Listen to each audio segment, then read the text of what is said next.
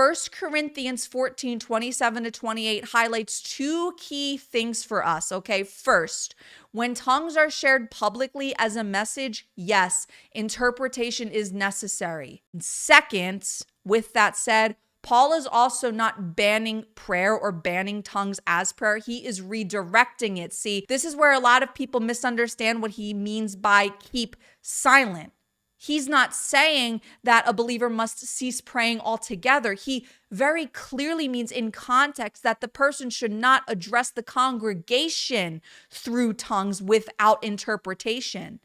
Now, instead, he says, speak to yourself and to God. So this phrase creates a very specific biblical category for quiet, personal prayer in tongues, even in a public gathering. So this means that, yes, biblically speaking, it is entirely appropriate for a believer to pray in tongues privately in a public setting, like quietly, internally, without drawing attention to yourself, as prayer that is directed to God. What is restricted is tongues functioning as public speech to the church without interpretation, okay? Paul is not suppressing tongues. He's not suppressing praying in tongues. He is protecting the order of the gift of tongues. And this biblical standard here preserves both freedom and responsibility because it allows room for personal prayer without turning the gathered church into a space of confusion or spiritual performance, okay? And it also prevents the opposite order, which is the idea that tongues must be eliminated entirely from the church setting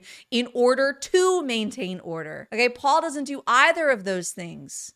He draws a line between personal prayer and corporate instruction and just governs them differently within the context of the gift. So when we talk about interpretation of tongues, the questions is not, does tongues always require interpretation? No, the real question is, well, who is being addressed? Because if the church is being addressed, then yes, interpretation is required. But if God is being addressed, interpretation is not required. And scripture is consistent on this point, even if church culture has been inconsistent and even if your comfortability says otherwise.